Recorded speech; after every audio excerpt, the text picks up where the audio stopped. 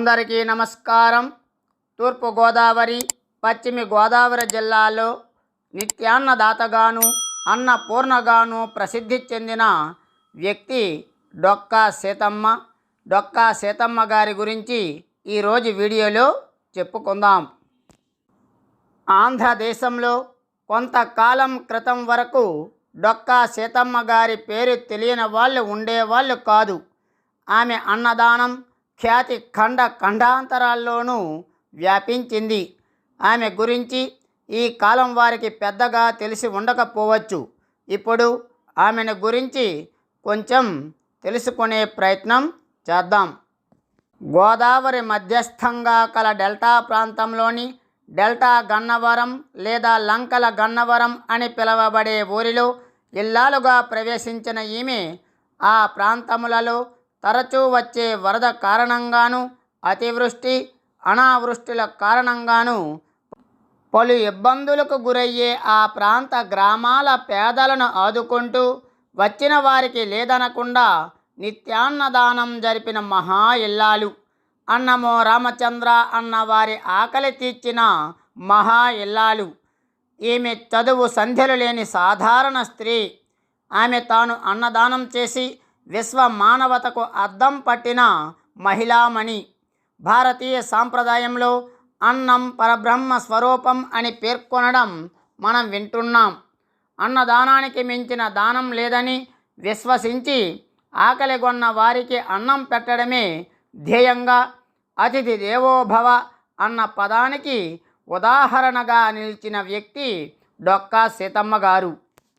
ఆమె బాల్యం తూర్పు గోదావరి జిల్లా రామచంద్రపురం తాలూకా మండపేట గ్రామంలో 1841 అక్టోబరు 2వ వారంలో సీతమ్మ జన్మించింది. ఈమె తండ్రి అనుపిండి భవానీశంకరం, తల్లి నరసమ్మ. సీతమ్మ తండ్రిని గ్రామస్థులు బువ్వన్న అనే ముద్దు పేరుతో పిలుస్తుండేవారు. చిన్ననాటి సీతమ్మకు తల్లి తండ్రి గురువులై కథలు గాథలు పాటలు పద్యాలు అన్నీ నేర్పారు. ఆమె ఆ రోజుల్లో స్త్రీ విద్య నేర్చుకునే అవకాశాలు అంతగా లేకపోవడంతో ప్రాచీన సంప్రదాయాలకు బద్ధురాలై పెద్ద బాలశిక్ష వంటి గ్రంథాన్ని పూర్తిగా అధ్యయనం చేయకుండానే పెళ్లికి సిద్ధపడాల్సి వచ్చింది. బాల్యంలోనే ఆమె తల్లి నరసమ్మ కాలం చేస్తే ఇల్లు చక్కదిద్దే భారం సీతమ్మపై పడింది. దానిని ఒక పవిత్రమైన బాధ్యతగా ఆమె స్వీకరించింది. గోదావరి నదీ పరివాహక ప్రాంతంలోని కొన్ని గ్రామాలను లంక గ్రామాలని అంటారు. అటువంటి ఒక లంక గ్రామం లంక గన్నవరం. ఆ గ్రామంలో డొక్కా జోగన్న పంతులు అనే పెద్ద ధనవంతుడు ఉండేవాడు. అతను ధనవంతుడే కాకుండా పెద్ద రైతు కూడా. వీటన్నిటినీ మించి మంచి వేద పండితుడు. ఒక రోజున పండిత సభకు వెళ్ళి వస్తూ మండపేట వచ్చేటప్పటికి మధ్యాహ్నం అయింది. భోజనం చేసే సమయం అయింది. వారు మంచి ఆకలితో ఉన్నారు. సమయానికి వారికి భవానీశంకరం గుర్తుకు వచ్చాడు. వెంటనే దగ్గరలో ఉన్న భవానీశంకరం గారింటికి వెళ్ళి ఆ పూట వారి ఇంటి ఆతిథ్యాన్ని స్వీకరించారు. జోగన్న గారికి అతిథి మర్యాదలు చేయటంలో సీతమ్మ చూపించిన ఆదరాభిమానాలకు సంతృప్తి చెంది పరమానంద భరితుడయ్యాడు. యవ్వనంలో ఉన్న సీతమ్మ గారు చూపించిన గౌరవ మర్యాదలు ఆమె వినయ విధేయతలు నచ్చి జోగన్న గారికి ఆమెను వివాహం చేసుకోవాలనే భావన కలిగింది. గోదావరి నది పాయలలోని లంక గన్నవరంలో సంపన్న కుటుంబీకుడు డొక్కా జోగన్న పంతులు. పెద్ద రైతే కాకుండా పంతులు వేద పండితుడైనందున ఒక రోజున పండిత సభకు వెళ్ళి వస్తూ మండపేట వచ్చేటప్పటికి మధ్యాహ్నం అవడం వలన భవానీశంకరం గారి ఆహ్వానంపై వెళ్ళి ఆ పూట వారి ఆతిథ్యం స్వీకరించడం జరిగింది. జోగన్నకు ఆతిథ్యం ఇవ్వడం పట్ల సీతమ్మ చూపించిన ఆదరాభిమానాలకు ఆయన ముగ్ధుడవడం జరిగింది. అప్పట్లో యవ్వనంలో ఉన్న సీతమ్మ మర్యాద అణకువ కూడా నచ్చి జోగన్నకు ఆమెను పెళ్లి చేసుకోవాలనే కోరిక కలిగింది. ఆయనకు సాముద్రిక శాస్త్రంలో కూడా ప్రవేశం ఉంది. భువన్న సీతమ్మను డొక్కా జోగన్నకు ఇచ్చి వైభవంగా పెళ్లి జరిపించాడు. సీతమ్మకు మెట్టినింట్లో అడుగు పెట్టగానే డొక్కా ఇంటి పేరుగా మారింది. ఆమెకు వయసుతో పాటు ఉదార గుణం కూడా నానాటికి పెంపొందసాగింది. జోగన్న సీతమ్మ గార్ల దాంపత్యం అన్యోన్యమైనది. ఆ పుణ్య దంపతులను చూసి ఆనందించని వారు లేరని చెబుతుండేవారు. శుచి శుభ్రతలతో పాటు ఆప్యాయత ఆదరణలకు వారి ఇల్లు పెట్టింది పేరుగా ఆ గ్రామమంతా చెప్పుకునేవారు. ఆ కాలంలో గోదావరి దాటాలంటే ఒకే ఒక ప్రయాణ సాధనం పడవ. జోగన్న ఊరు లంక గన్నవరం గోదావరికి మార్గ మధ్యంలో ఉన్నందువల్ల ప్రయాణికులు అలసి అక్కడికి చేరేవారు. అలాంటి వారికి అన్న పానాలు సమకూర్చడం సీతమ్మ భర్తతో కలిసి చేస్తుండేది. ఆ ఇంటి దంపతుల లక్ష్యం ఒక్కటేగా ఉండేది. ఎవరు ఏ వేళలో వచ్చి భోజనం అని అడిగినా లేదు తర్వాతరా అనే పదాలు లేకుండా ఆదరించి అన్నం పెట్టడం వారికి నిత్య కృత్యంగా మారింది. ఆమె గురించిన కథల్లో తన జీవిత చివరలో ఆమె తన ఆస్తులను ఇచ్చి తన హిందూ విశ్వాసాలకు అనుగుణంగా చనిపోవడానికి ఆమెను వారణాసికి తీసుకువెళ్ళడానికి ఒక ఎద్దుబండి డ్రైవర్ను నియమించింది. కానీ వెనక్కి తిరిగి తరువాత గదిలో ఆకలి గురించి విన్న తర్వాత ఒక కుటుంబానికి త్వరగా భోజనం వండినారు. అలాగే ఒకసారి అంతర్వేది తీర్థానికి ప్రయాణమైన వారు కొందరు తీర్థయాత్రికులు సీతమ్మ గారి ఇంటికి వెళ్ళాలని అనుకోవడం విని వెనక్కి మరలినట్టుగా చెప్తారు. ఈ మహాతల్లి జీవిత చరిత్రను 1959 సంవత్సరంలో మిత్తిపాటి సీతారామ చయనులు వీరతాన్న ధాత్రి శ్రీమతి డొక్కా సీతమ్మ పేరిట గ్రంథస్థం చేయడం జరిగింది. ఈ గ్రంథాన్ని ఇతని పుత్రులు మిత్తిపాటి నారాయణ, మాచరిబాబు, వెంకట్రామయ్య గారు 2009లో పునర్ముద్రించి ఉచితంగా ప్రజలకు అందుబాటులోకి తీసుకొని రావడం జరిగింది. ఇతర విశేషాలు: జననం 1841 నుండి మరణం 1909 వరకు గల ఈమె చరిత్ర సెకండరీ పాఠశాల తెలుగు పాఠ్యాంశంగా చేర్చబడింది. గన్నవరం గోదావరి నదిపై కల అక్విడెక్ట్ను ఈమె పేరున డొక్కా సీతమ్మ అక్విడెక్ట్ అని నామకరణం చేశారు. ఆంధ్రదేశపు కీర్తి పతాకను ఇంగ్లాండ్ వరకు వ్యాపింపజేసి మాతృ ప్రేమను అతిథులకు పంచి జీవితాన్ని చరితార్థం చేసుకున్న అపర అన్నపూర్ణ డొక్కా సీతమ్మ. ఆమె కేవలం అన్నదానమే కాదు, ఎన్నో పెళ్ళిళ్లకు ఇతర శుభకార్యాలకు విరాళాలు ఇచ్చిన దాత కూడా. చందాల రూపంలో కానీ విరాళాల రూపంలో కానీ ఎవరి వద్ద ఏమీ తీసుకోని కారణంగాను, ఆస్తిపాస్తులు ఏమీ లేని కారణంగాను ఆమె వంశస్థులు ఆమె తదనంతరం ఎక్కువ కాలం ఈ వితరణ జరపలేకపోయారు. బ్రిటిష్ ప్రభుత్వం ఆమె దాతృత్వాన్ని గుర్తించింది. కింగ్ ఎడ్వర్డ్ VII ఆమెను తన వార్షికోత్సవ వేడుకలకు భారతదేశంలోని ఇతర అతిథులతో కలిసి ఆహ్వానించారు. గౌరవంతో ఆమెను ఢిల్లీకి తీసుకురావాలని ఆయన మద్రాసు ప్రధాన కార్యదర్శిని ఆదేశించారు. కానీ సీతమ్మ మర్యాదగా ఆహ్వానాన్ని తిరస్కరించింది. ప్రచారం కోసం ఆమె తన సేవలను అందించడం లేదని అన్నారు. మద్రాసు ప్రధాన కార్యదర్శి బదులుగా కింగ్ ఎడ్వర్డ్ ఆమె ఫోటోను ఇచ్చారు. ఆయన ఆమె దాతృత్వాన్ని ప్రశంసిస్తూ యోగ్యతా పత్రాన్ని పంపించారట.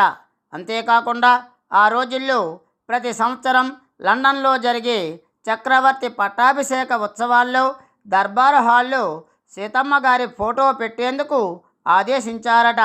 అలా ఆ ఫోటో కోసం ఒకే ఒక్కసారి కెమెరా ముందు కుర్చీలో కూర్చొని ఫోటో దిగారు సీతమ్మ గారు. అదే ఈ ఫోటో. సీతమ్మ గారి వలె ఆదరించి అన్నం పెట్టే తల్లుల మూలంగానే ఆంధ్రదేశం అన్నపూర్ణ అయింది. కావున డొక్కా సీతమ్మ గారి జీవితం ఆంధ్రప్రదేశ్ ప్రజలకే కాకుండా యావత్ భారతదేశ ప్రజలకి ఒక ఆదర్శనీయ మహిళగా చెప్పుకోవచ్చు. అందువలన ప్రతి ఒక్కరం కూడా డొక్కా సీతమ్మ గారి జీవితాన్ని ఆదర్శంగా తీసుకోవాలని కోరుకుందాం.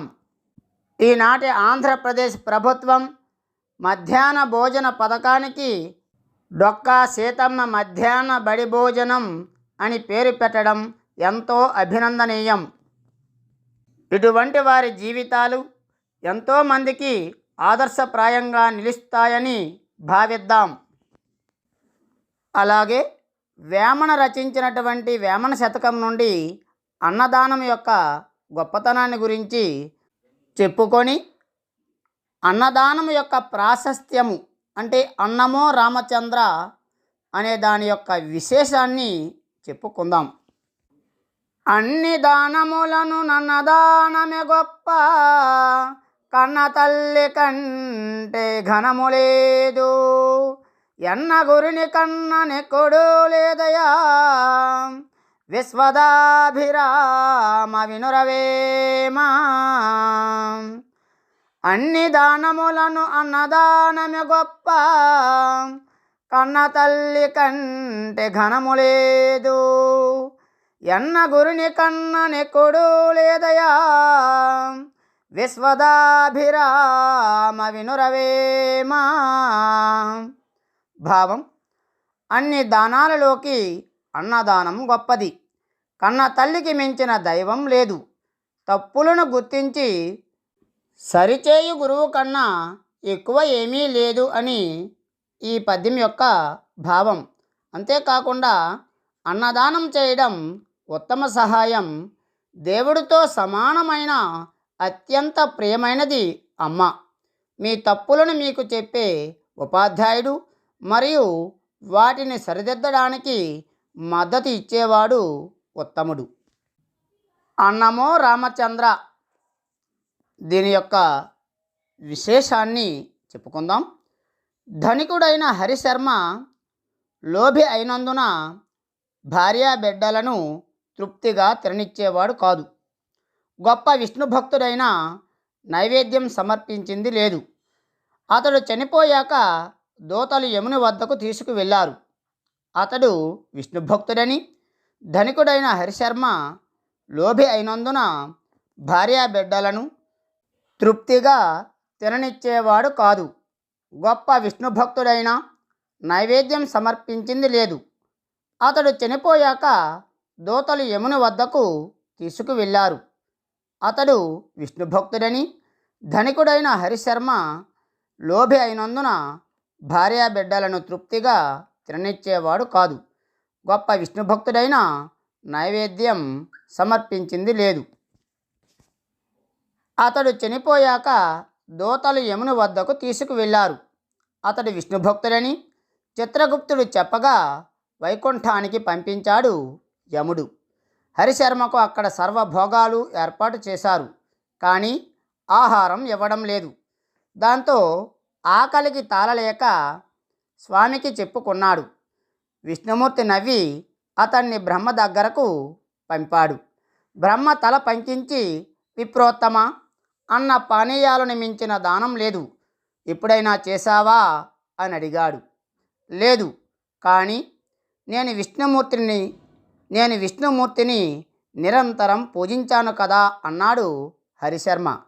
మరి ఆ దైవానికైనా ఏనాడు నైవేద్యం సమర్పించింది లేదు కదా. అక్కడ నువ్వు పెట్టిందే ఇక్కడ నీకు దక్కుతుంది.